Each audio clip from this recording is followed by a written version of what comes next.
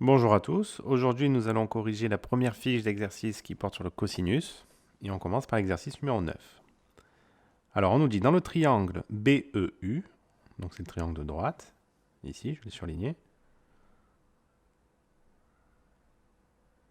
Donc dans ce triangle-là, on nous demande quelle est l'hypoténuse. Ça vous devriez être tous capables de le faire, donc l'hypoténuse c'est le côté BU. Pourquoi? Parce que c'est le côté le plus grand, c'est celui qui est opposé à l'angle droit, pour toutes ces raisons-là. Maintenant on me demande quel est l'angle adjacent à l'angle BUE? Alors, BUE, c'est cet angle-là. Quel est l'angle adjacent à cet angle-là? Quel est le segment qui passe par U et qui passe par E? Et donc, du coup, c'est le segment UE. Maintenant, on me demande quel est le côté adjacent à l'angle EBU. EBU, c'est cet angle-là. Et le côté adjacent à cet angle-là, c'est le côté BE. Donc pour ça, il faut connaître votre cours. Absolument. Et donc l'hypoténuse, c'est BU. Donc vous voyez que l'hypoténuse ne peut pas être un angle adjacent dans le triangle rectangle. Donc on passe au petit b directement. Dans le triangle BEL, donc c'est celui qui est juste à côté, on nous demande quelle est l'hypoténuse. Donc l'hypoténuse, alors, il sera rectangle en E. Pourquoi est-ce qu'il est rectangle en E? Parce qu'on voit que LEU, ça forme un angle plat. Et comme l'angle UEB est un angle droit, forcément, l'angle LEB sera aussi un angle droit. Donc ça, c'est l'hypoténuse. Donc l'hypoténuse, c'est le côté LB. Quel est l'angle adjacent à l'angle BLE? BLE, c'est cet angle-là. Le côté adjacent, c'est le segment qui passe par l'angle et par le sommet de l'angle droit. Donc c'est le côté LE. Le segment LE. On me demande la même chose pour EBL, pour l'angle EBL. L'angle BL, il est ici. Et donc l'angle adjacent, c'est celui qui passe par le sommet de l'angle, donc B, et le sommet de l'angle droit, E.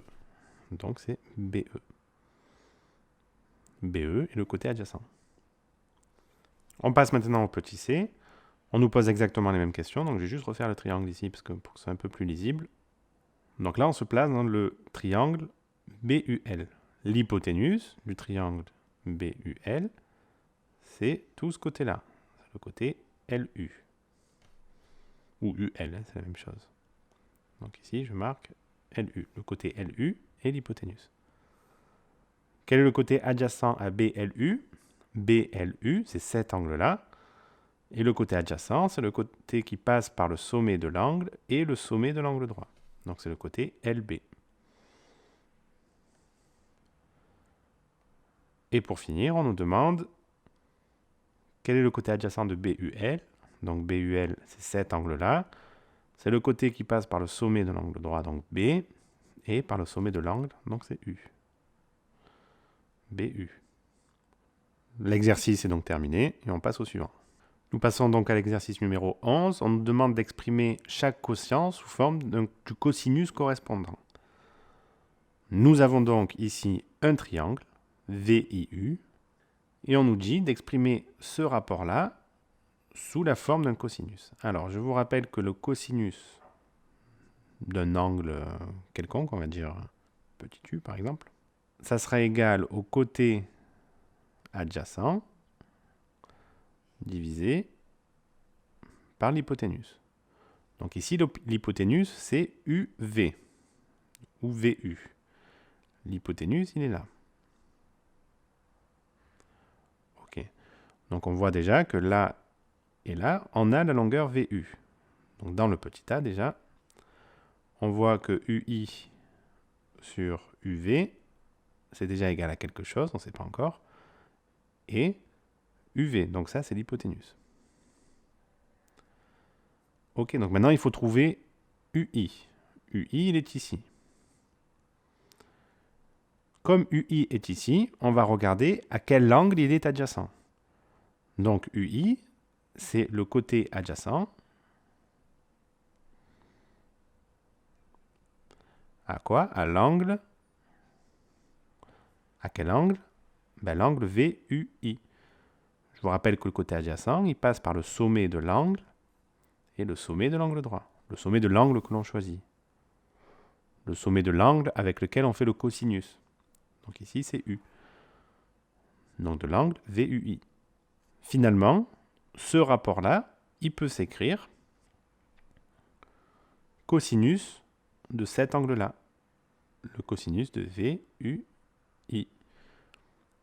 Pour être sûr, le cosinus de VUI, c'est quoi? C'est le côté adjacent à VUI. Le côté adjacent à VUI, c'est UI, ici. Et l'hypoténuse, c'est bien VU. Donc on voit qu'on retrouve exactement ce qu'on avait ici.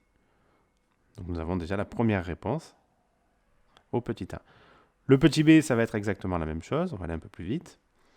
Le petit b, on nous dit VI. VI, c'est le côté adjacent à quel angle? On va chercher ça. Alors VI, c'est le côté adjacent à cet angle-là, l'angle IVU.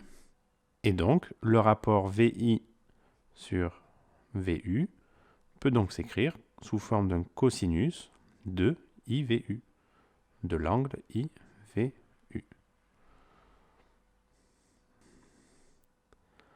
Voilà, donc une fois qu'on a marqué ça, l'exercice est terminé. Donc dans l'exercice numéro 15, qu'est-ce qu'on nous dit? On nous demande de donner une valeur approchée au centième. Alors centième, ça veut dire 2 chiffres après la virgule, des cosinus suivants. Là, ce qu'il faut faire, c'est très simple. Il faut simplement taper ces calculs-là sur votre calculatrice. Alors vous pouvez obtenir deux résultats. Soit vous obtenez le résultat qui est en degrés, c'est ce que je vais vous demander ici, parce qu'on a un angle ici qui est en degrés. Donc le résultat, il faut qu'il soit en degrés. Donc votre calculatrice, il faut qu'il y ait ce petit signe-là qui apparaisse sur votre écran. Ou il faut que ce mode-là soit programmé sur votre calculatrice. Vous pouvez le changer, je vous laisse vous référer au manuel de votre calculatrice, mais il faut absolument que ce soit en degrés, sinon vous n'allez pas obtenir les mêmes valeurs que moi. Et ça ne vous donnera pas le cosinus de l'angle de 78 degrés. Donc sur la calculatrice, vous avez une touche cos. Vous appuyez sur cos. Normalement, sur votre écran, il y a une parenthèse qui apparaît. Et après, vous tapez 78 entre parenthèses. Et ça vous donne le cosinus de 78, ça vous donne 0, environ 0,21. Le cosinus de 35, ça nous donne environ 0,82. Le cosinus de 56, ça nous donne environ 0,56. Et le cosinus de 12, c'est environ 0,98.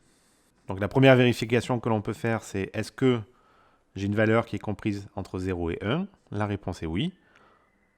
Donc je suis dans les normes du cosinus, je suis dans la propriété du cosinus. Je vous rappelle qu'un cosinus d'un angle ne peut pas être supérieur à 1 et inférieur à 0. Donc l'exercice 15 est terminé.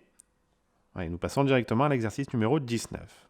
Donc dans l'exercice numéro 19, qu'est-ce qu'on nous dit? On nous demande de déterminer dans chaque expression ci-dessous, donc la ABC, la longueur AB arrondie au dixième si nécessaire. Donc ça, on l'a vu dans le cours sur le cosinus. On a vu que ici, on pouvait faire passer le 8 de l'autre côté du égal. On le fait passer de l'autre côté et il faut mettre un signe multiplié avant. Donc on va faire 0,2 multiplié par 8 qui est égal à AB. Et là, ça nous donne donc 0,2 fois 8 nous donne 1,6. Donc AB est égal à 1,6. Pour le petit b, ce que l'on a vu, c'est qu'on pouvait échanger en fait la place du 0,6 et du AB. Donc c'est exactement ce qu'on va faire. On va dire que AB est égal à 6,2 sur 0,6 et AB, c'est environ égal à 10,3. Donc il nous reste ce dernier point-là. Eh bien, c'est comme dans le premier cas. On va prendre le 0,5 et on va le faire passer de l'autre côté. Il va falloir en multiplier entre les deux. Donc ça nous donne 0,9 multiplié par 0,5 qui sera égal à AB. Et 0,9 fois 0,5, ça donne 0,45. Donc une fois que vous avez marqué ça, écoutez, l'exercice est terminé.